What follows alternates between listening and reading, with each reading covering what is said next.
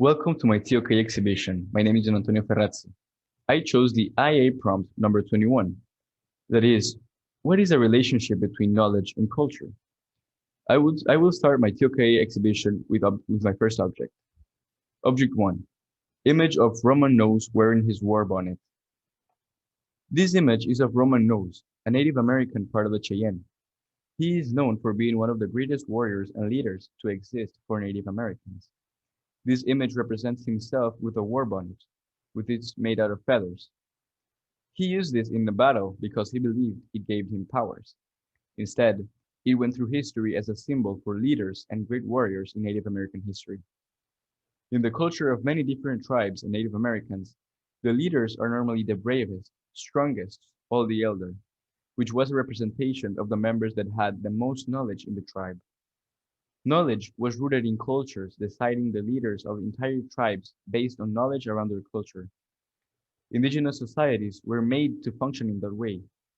In history, there has always been a connection between the amount of knowledge a member of the society has and the importance that member has on its society's culture. As I mentioned before, the symbol of the war bonnet was popularized by Roman Nose, who sacrificed his life by using the war bonnet as only protection for himself in front of an armed weapon. His act of bravery results in the war bonnet becoming more than just a symbol for leaders and great warriors all around the Native American tribes, including Cheyenne, Sioux, and Blackfeet. The leaders, being usually the one with most knowledge, connect the culture of indigenous societies through the knowledge they acquire. This war bonnet will not only be remembered for war, but for a symbol of bravery, sacrifice, and leadership for all of the indigenous societies. Object 2. King Tut's coffin. In many ancient civilizations, the chiefs, leaders, or commanders were always in higher social positions than the rest, mainly because of their knowledge and connection with the religion of the civilization. In the Egyptian civilization, it was no different. It was believed that the pharaoh was the connection between the world of the humans and the world of the gods.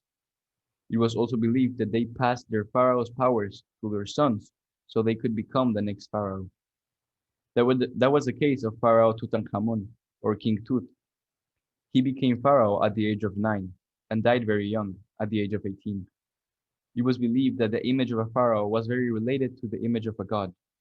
This way, the tombs and sarcophaguses were decorated with gold, lapis lazuli, and silver, so that it was similar to the gods in the afterlife. The coffin of King Tut does not only represent himself as a pharaoh, but in the Egyptian culture, it represents the connection between the world of humans and the gods. The knowledge they transferred to the Egyptian civilization as rulers was related to the gods and the way they worshipped them based on the connection they had with them. The representation they showed by creating a valuable coffin with a special tomb for the corpse of the pharaoh demonstrates the level of seriousness they gave their culture, especially how essential it was for the civilization to maintain the religion as a priority by making the rulers connect with the gods to have more intimate relationships as humans to gods. Object 3. The hieroglyphics fragment of a wall decoration from the tomb of Seti I. The Egyptian culture was very advanced in many different aspects. Language in the culture was an essential characteristic for many ancient civilizations. Unfortunately, in those times, language was very rare and very different from what we now understand. This hieroglyphics fragment of a wall decoration from the tomb of Seti I is a clear example of how the Egyptian culture was written in the tombs of their rulers. The word hieroglyphics specifically refers to writing in Egyptian monuments, and only a few people in the culture knew how to write hieroglyphics. Those were the ones that needed the knowledge of how to write the scripts. These people that needed to know how to write in hieroglyphic script were usually officials and priests that used the hieroglyphics as a way to transmit knowledge towards the future generations of the civilization. They were specifically created as a way to represent a unique event that may have occurred. Apart from being a representation, they also marked that event as something worthy to be remembered for the years to come. The hieroglyphics quickly turned into a way to preserve information, mainly about traditions, religion, and rulers of the Egyptian culture. The hieroglyphics were a type of written language that managed to fulfill the purpose of maintaining the culture in a way that future generations and other cultures could understand and learn for themselves the ancient Egyptian civilization's culture.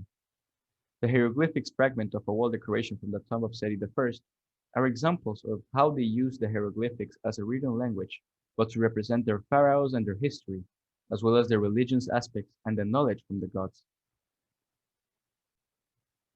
To summarize all the arguments presented, the relation between knowledge and culture is usually the leader of the civilization representing the culture, although there are other ways it is presented, such as written language or religious traditions, as it can be seen on the objects King Tut cuffing and the hieroglyphics fragment. This is my bibliography for my TOK exhibition. Thank you very much.